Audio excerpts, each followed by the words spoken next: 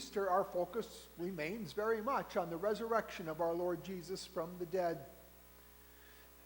As we look at this resurrection truth, it's good for us to remember that this is right there at the foundation of our faith that brings us the certainty of the blessings of salvation that come to us, not only in Jesus' death on the cross, but that he also rose again from the dead to bring us life and eternal salvation. Let us pray. O Lord, our Maker, Redeemer, and Comforter, we are assembled in your presence to hear your holy word. Open our hearts by your Holy Spirit, that through the preaching of your word, we may be brought to repent of our sins, believe on Jesus in life and in death, and grow day by day in grace and holiness. Hear us for Jesus' sake. Amen. We open our service with hymn number 205, The Day of Resurrection.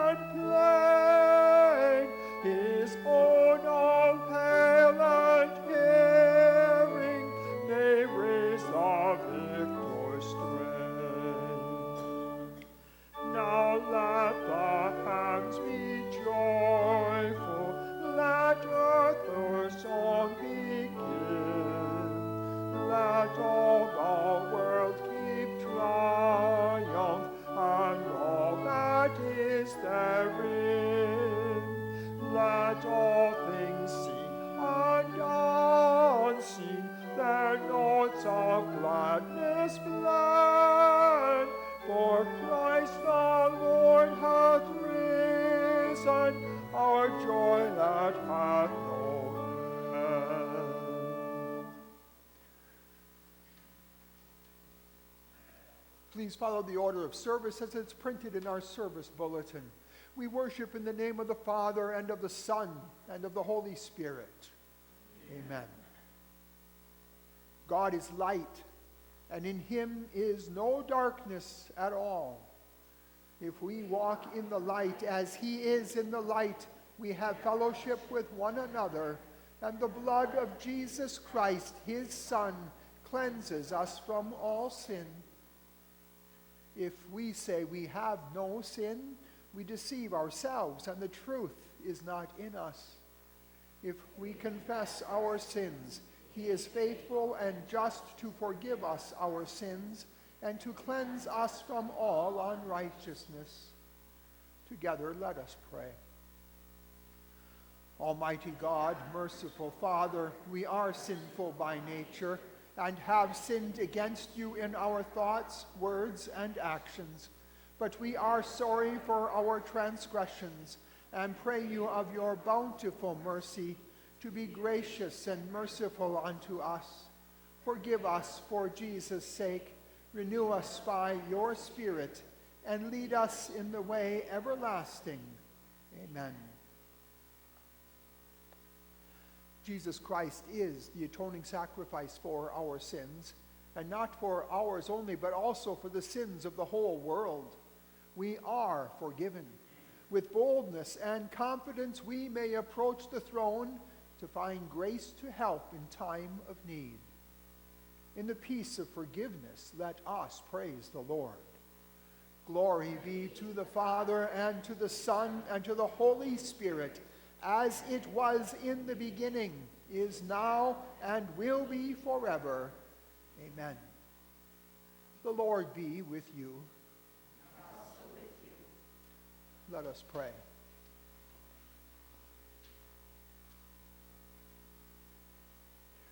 O God, through the humiliation of your Son, you raised up the fallen world. Grant to your faithful people, rescued from the peril of everlasting death, perpetual gladness and eternal joys, through Jesus Christ our Lord, who lives and reigns with you and the Holy Spirit, one God, now and forever. Amen.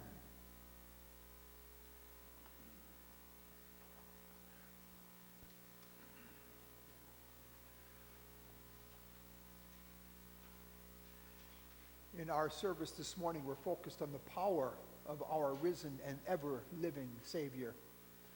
In our epistle lesson, or our New Testament lesson from Acts, we see that power evidenced in the healing of a lame man.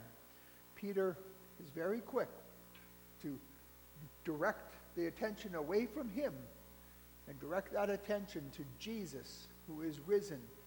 By faith in Jesus, there is power to be saved. We read from the Acts of the Apostles, the 3rd chapter, beginning with the 11th verse. Now, as the lame man who was healed held on to Peter and John, all the people ran together to them in the porch, which is called Solomon's, greatly amazed. So when Peter saw it, he responded to the people, "Men of Israel, why do you marvel at this? Or why look so intently at us, as though by our own power or godliness we have made this man walk?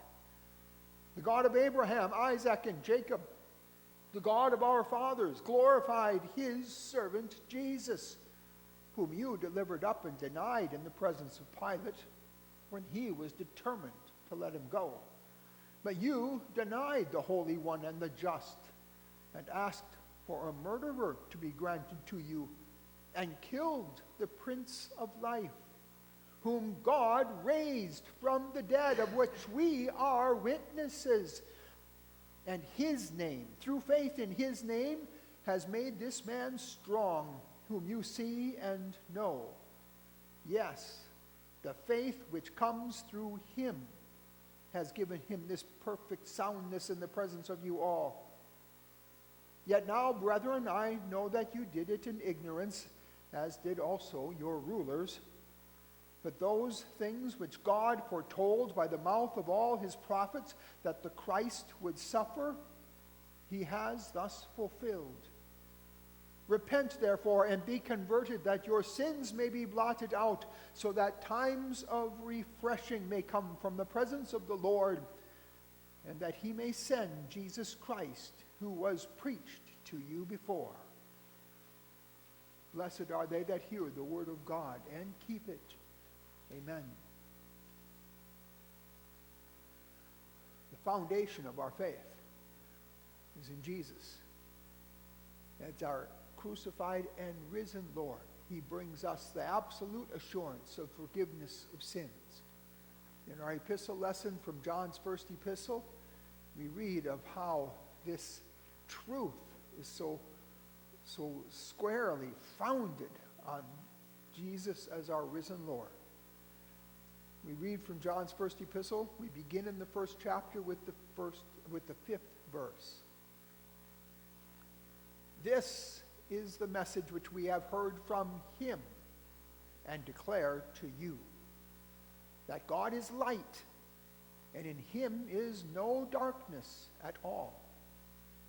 If we say that we have fellowship with him and walk in darkness, we lie and do not practice the truth. But if we walk in the light as he is in the light, we have fellowship with one another.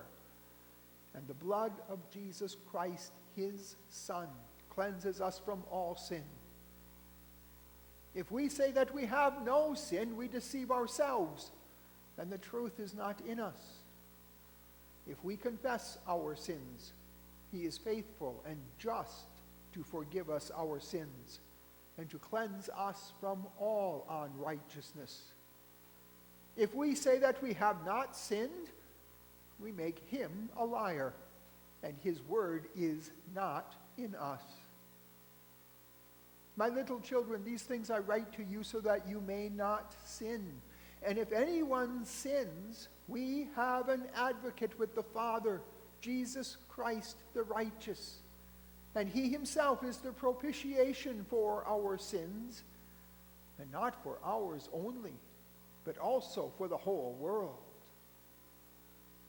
Here ends our reading.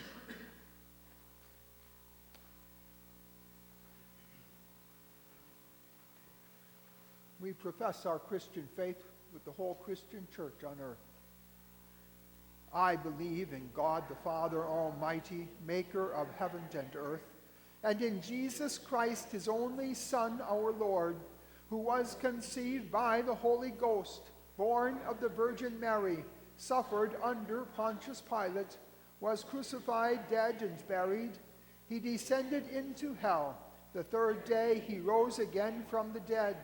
He ascended into heaven, and sitteth on the right hand of God the Father Almighty. From thence he shall come to judge the quick and the dead. I believe in the Holy Ghost, the holy Christian church, the communion of saints, the forgiveness of sins, the resurrection of the body, and the life everlasting. Amen. We sing selected verses of hymn 190, Christ the Lord is risen again.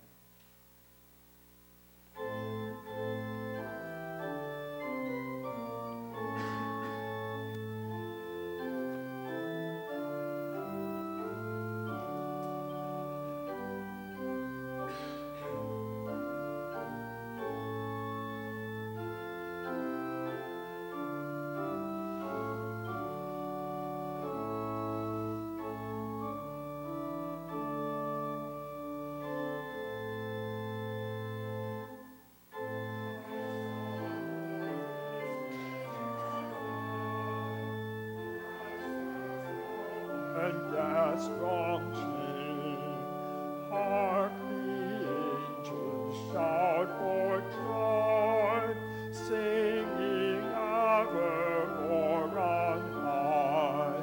Hallelujah.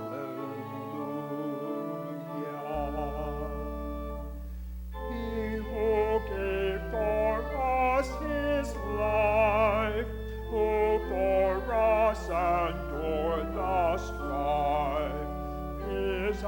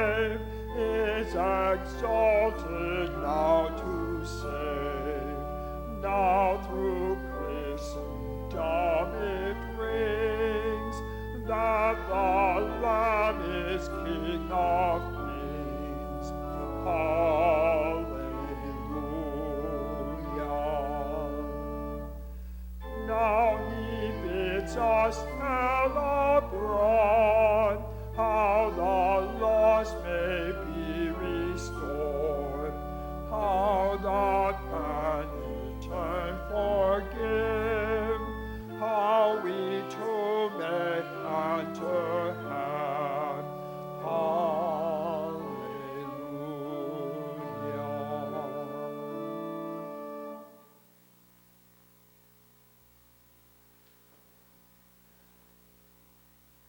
Grace be unto you and peace from God our Father and from our Lord and Savior Jesus Christ.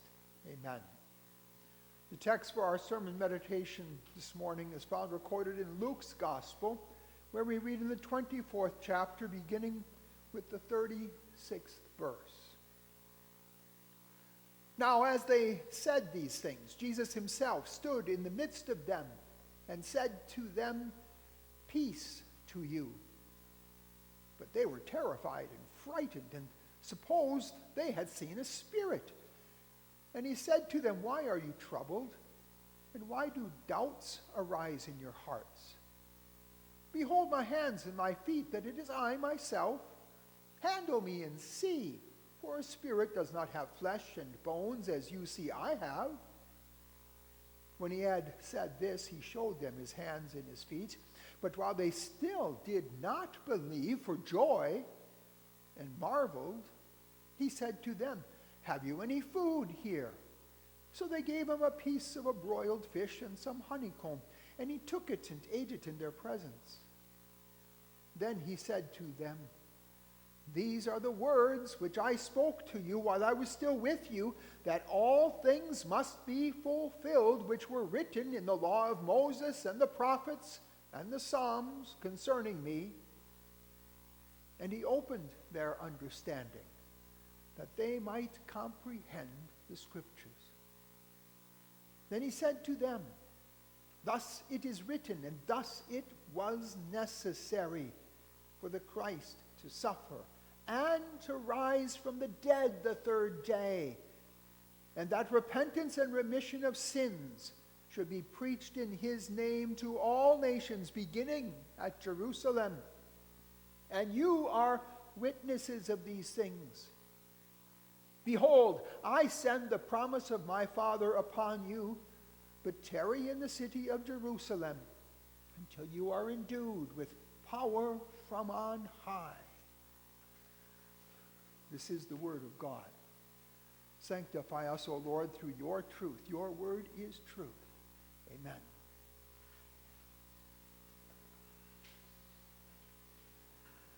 In Christ Jesus, our crucified and risen Savior, dear fellow redeemed, emotions again. You see, human beings are emotional, very emotional beings. A great deal of our behavior is determined not by the facts, but by our emotions. We are too often feeling rather than thinking clearly, and making dreadful mistakes in life because we behave according to our perception of how we see things or how we would like things to be, rather than how things actually are. That is so true with things spiritual.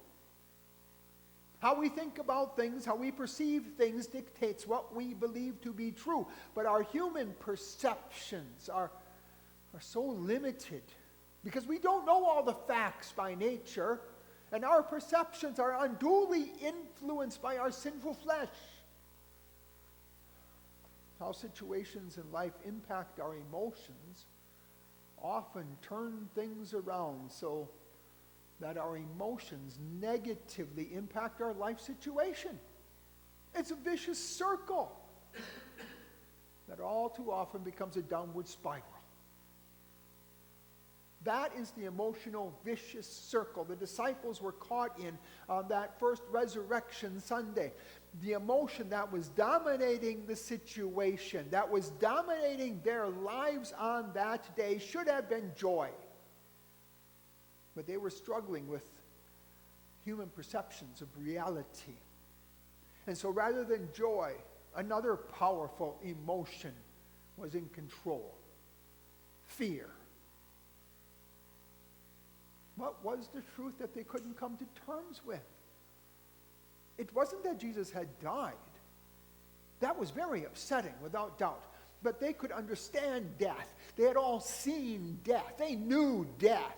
The truth they couldn't grasp was that Jesus had risen from the dead. Jesus' resurrection is the most certain truth in the world. It is more certain than gravity. It is also the most powerful truth in the world. More powerful than human emotions. More powerful than human reason. This morning we are returning to that closed inner room where the disciples were assembled on that resurrection evening, as the Holy Spirit grants us a different view, a different perspective on the same events that we considered in last Sunday's sermon meditation. Last Sunday we saw these events from John's account, and we learned of the blessings that come to us through Jesus' resurrection, blessings of peace and faith brought to us by the Holy Spirit. This morning we review these same events from Luke's inspired record, and the Holy Spirit leads us to appreciate the power of Jesus' physical resurrection. One of the main features of Luke's account is the assertion of Jesus' resurrection being physical. He really focuses in on that. This truth is still challenged by many today, but this truth is central to our faith and central to Jesus' power and majesty. Luke reveals that when Jesus suddenly appeared in the midst of the disciples, they thought they were seeing a ghost. They were even more afraid than before Jesus had appeared. Yes, it was sudden, but it was also something that Jesus had told them in advance to expect. And it had been reported to them by the women who had actually not only seen Jesus and spoken with him, but had actually held on to his feet. That's the way it is with us humans. We are so easily frightened that we fail to see the wonder of what is right before our eyes. This was the greatest wonder of all. Jesus was physically alive and standing right there in front of them. It took some convincing for them to believe. Jesus showed them his hands and his feet. Jesus invited them to touch him, handle him, and see that he was flesh and bone, which spirits don't have. The opening words of John's first epistle, last Sunday's epistle lesson, assures us that the disciples did indeed touch and handle Jesus. On top of that, Jesus asked them for some food so that they could see him eat. And they brought Jesus some broiled fish and a bit of honeycomb. Some say it doesn't really matter if Jesus was actually physically risen from the dead, or if it was just his spirit that lived on, or some would say that it was the idea that about Jesus that was resurrected on Easter morning. The Lord would have you understand that it makes all the difference in the world. This is central to the Christian faith, and that Christian churches teach otherwise, that even Lutheran churches teach otherwise. They're very sad indeed. The Lord would have you understand that it makes all the difference in the world that he is physically risen from the dead. It reveals the truth about Jesus and the power of his resurrection in our hearts and in our lives as Christians living in a sinful world. It is the power of Jesus' physical resurrection that dispels our fears. What fears filled the hearts of the disciples? They were afraid of what others might do to them. They were afraid of dying. They were afraid that all their dreams about Jesus were lost forever. They were afraid of ghosts. They were filled with fear, and fear was directing their behavior. That's why they were locked in that closed inner room. They were at the point of fear and ignorance directing their lives, all their lives, leading them in the wrong direction. We can sympathize with that, can't we? What are you afraid of? I had a phone call a couple of nights ago from a non-member who was afraid of dying. She wanted to talk to a pastor. Most people are afraid of dying. Even the best of Christians can be afraid of dying. Dying is unnatural. It's unknown. It's so scary. Are you afraid of what others might think of you when you speak the truth or disagree with the world? That can creep up on us very easily. Or are you afraid of failing in life? Are you afraid of sickness, pain, especially that which might come in old age? Are you afraid of making a mistake if you try to share your faith with others? Maybe we should be more afraid of what might happen to others that we know and love, if we don't share our faith with them, if we don't tell them a thing or two that we know to be true from God's Word. You see, it's just so easy to let the wrong fears or to let fear in itself take over our lives. Now, I'm going to guess that you're thinking that Jesus' resurrection has little or nothing to do with some of these possible fears that I just mentioned. Let's address that. Let's start with the assertion that Jesus dispels our fears. Our biggest fear may be the fear of death. Well, Jesus died. He rose again. He was the first fruits of those who have fallen asleep. That presents two important truths in that little sentence there. Jesus was the first of many and the best of many. As the best of many, his resurrection empowers your resurrection.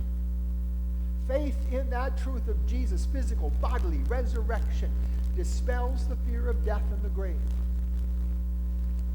For the believing child of God, death is no more than the body resting in the grave, waiting for the resurrection at the last day, while one's spirit is with the Lord in glory.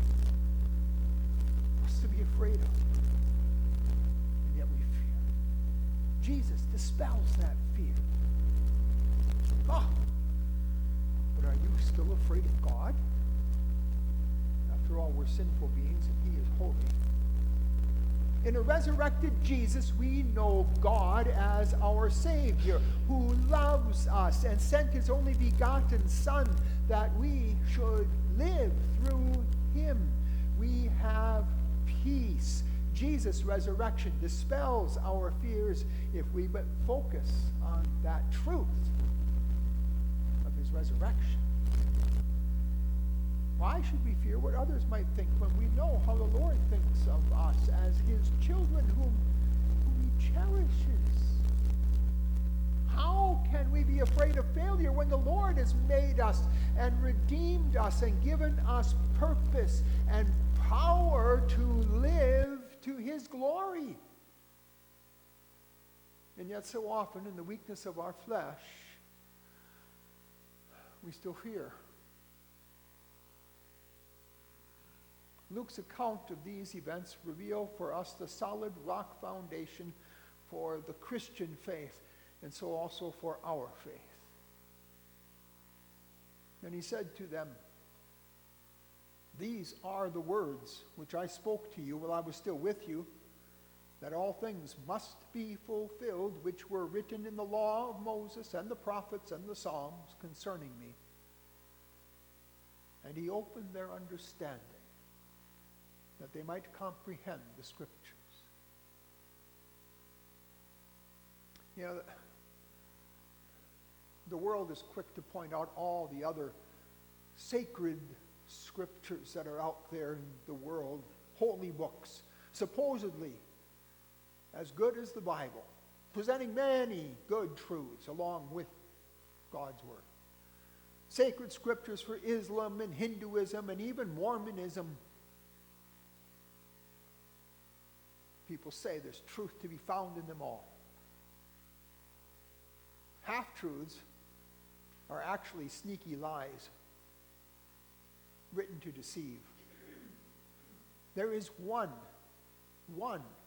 divinely inspired book that reveals to us the true nature of sin as the source and cause of death, that reveals to us the hateful power of the devil to deceive and destroy, the one book that reveals the only true God, the only true God, and his plan, his promise to deliver us from sin and death.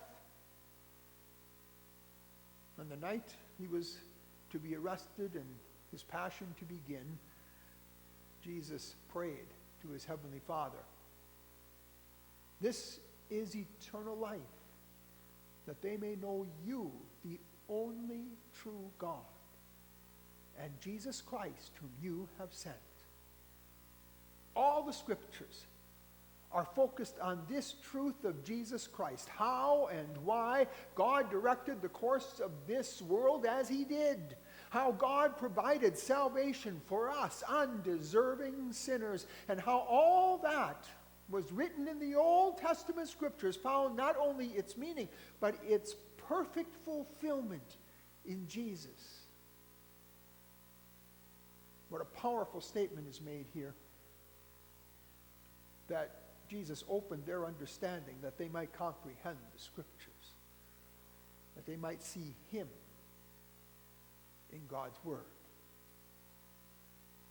You see, we're not self-enlightened any more than the disciples were, are we? It is the Holy Spirit working with this gospel of Jesus, our risen Lord, that turns on the light in our dark hearts. If we struggle with some passage or another truth of God's word, where do we need to turn but to the Lord in prayer, seeking Jesus' power and blessing upon our study of his word? If we pray for the Holy Spirit to guide and strengthen us in faith and life, it will not be denied. Jesus will enrich us with his power and blessing. The teaching of the cross is offensive to an unbelieving world. They see it as unnecessary, as gruesome, that we should treasure the cross of Christ. You see, the world is quick to talk about man's works of righteousness. Some speak of it as punching holes in the dark sky, so each good deed is allowing a little light to shine through like the stars in heaven. Some speak of man's military service, sacrificing something for for the good of the community as being something that merits eternal life, especially if that serviceman or woman was wounded or killed in battle. That's got to be a ticket to heaven. That's what our world says. Children are still taught in a popular organization for youth that you are fully capable of doing your duty to God if you just set your mind on it. And that if one does but one good deed a day, one surely might attain God's favor. Many popular Christian churches, even in our own community, focus their message on what we can do for God rather than what the Lord has done for us. And people are easily misled by that into seeing that, what we can do for God, as the foundation of our Christian faith. What did Jesus say on that first Easter evening? Then he said to them, "Thus it is written, and thus it was necessary for the Christ to suffer and to rise from the dead the third day, and that repentance and remission of sins should be preached in his name to all nations, beginning at Jerusalem. And you are witnesses of these things." What was necessary for our salvation was done. All done by Christ, our crucified and risen Savior. It was necessary for the Christ to suffer to atone for our sins. Christ suffered for us. By his stripes we are healed. It was necessary for Jesus to die, for the wages of sin is death. But the gift of God is eternal life in Christ Jesus our Lord. It was necessary for Jesus to pave the way through death and the grave for us and for our salvation. So it was necessary for Jesus to physically, bodily rise again the third day, that we might know the victory over death and the devil is complete. Our salvation is assured. We are justified and live in the hope of the resurrection to eternal life.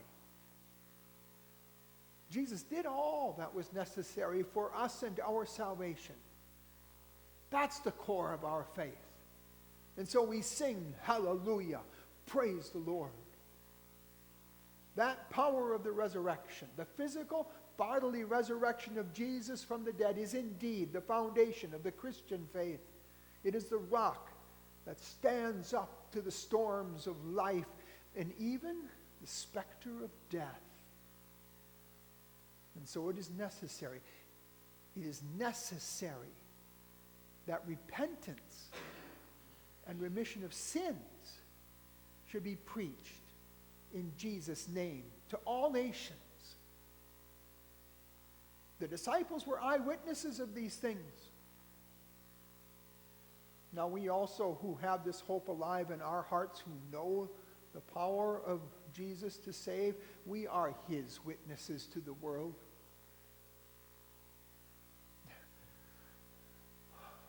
That again could strike fear in our hearts. Who am I that I should tell the world about Jesus? You know who you are? Who are you? You're one of the blessed, one of the Lord's disciples.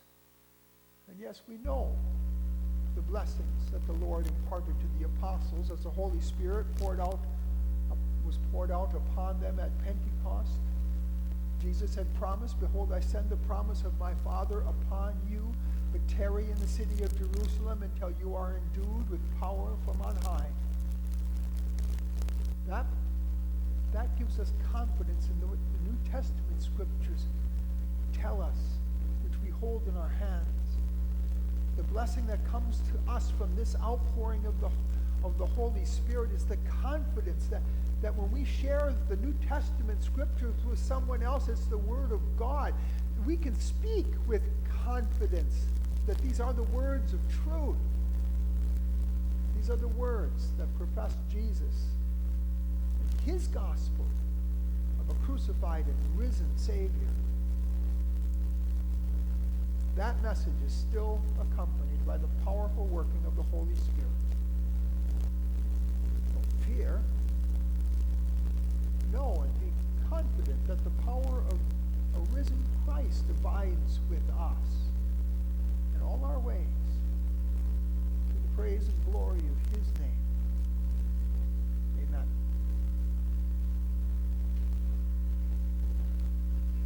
Now may the God of hope fill you with all joy and peace in believing, that you may abound in hope by the power of the Holy Spirit. Amen.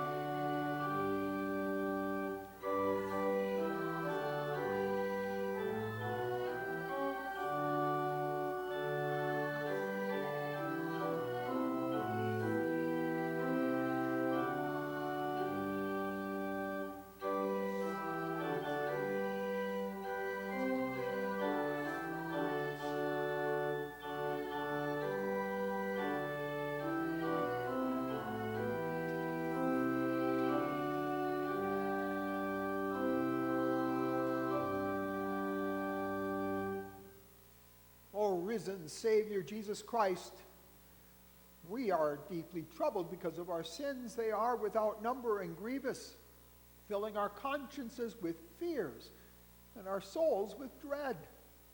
Because of them we deserve nothing but God's wrath. And yet we can and do lift up our hearts. For we have you as our kind and merciful Savior, our heavenly friend who gave his life on the cross for our sins.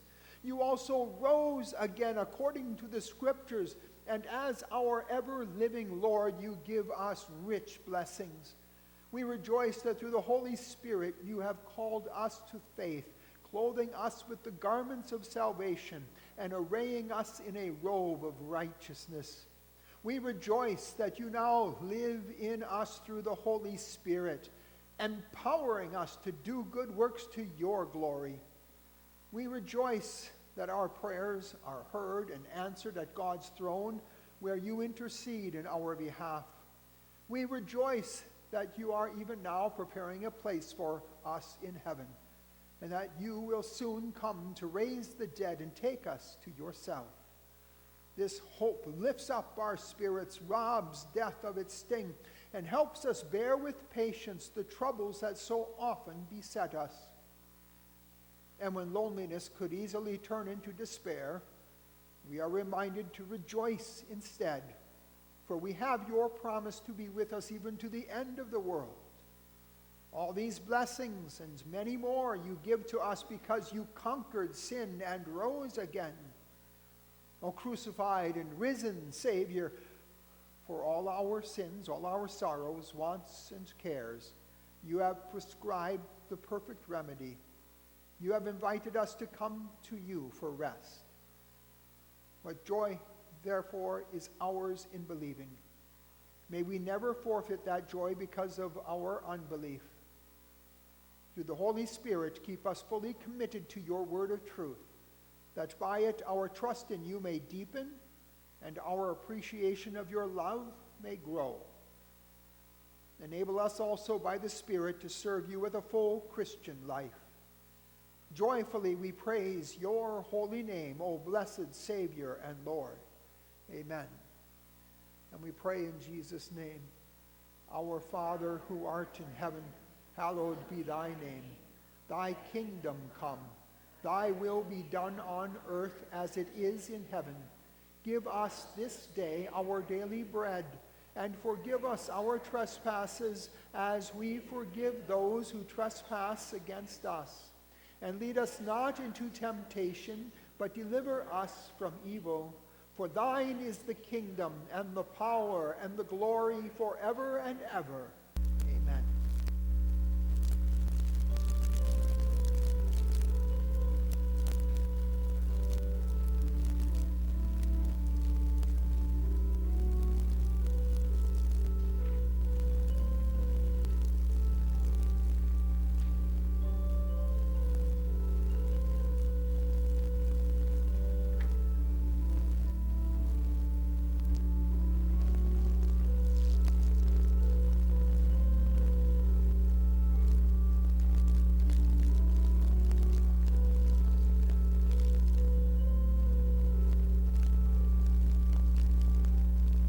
Lord, would lay at thy behest the costliest offerings on thy shrine. But when we give and give our best, we give thee only what is thine. O Father, whence all blessings come, O Son, dispenser of God's store, O Spirit, bear our offerings home. Lord, make them thine forevermore. Amen.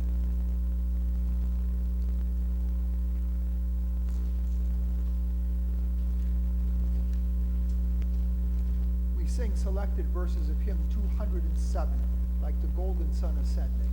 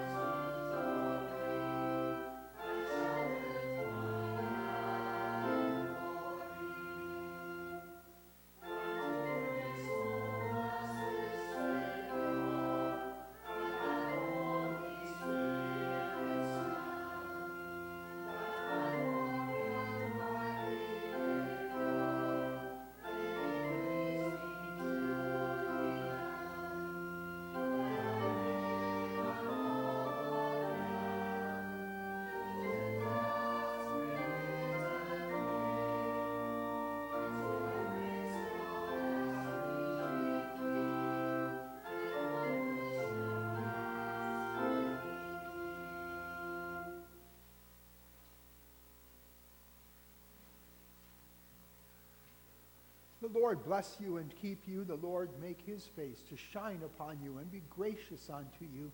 The Lord lift up his countenance upon you and give you peace. Amen. We close with hymn 207, verse 2.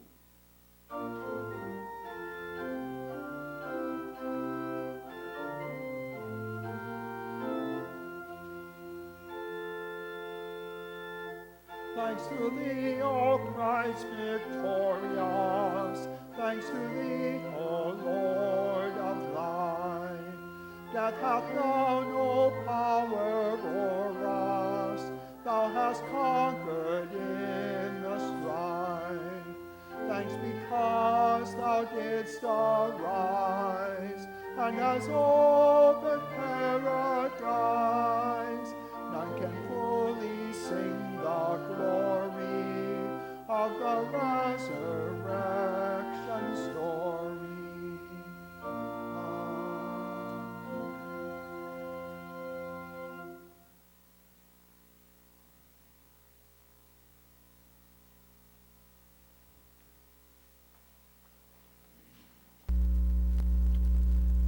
Bible class is scheduled to follow the service this morning, and then a potluck meal will follow after Bible class at about 11:30, with the quarterly voters meeting beginning at about 12:30.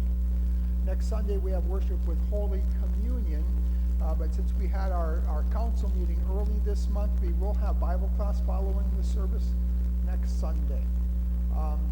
Please note that I will be out of the pulpit on Sunday, April 28th, but Pastor Paul Fleischer, entire Pastor Paul Fleischer, will be taking the service for us on that day. Are there any other announcements that should be made at this time? A couple of reminders.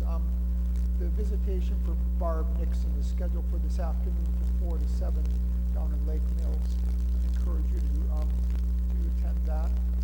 And the funeral service is tomorrow in Lake Mills at her church, with Salem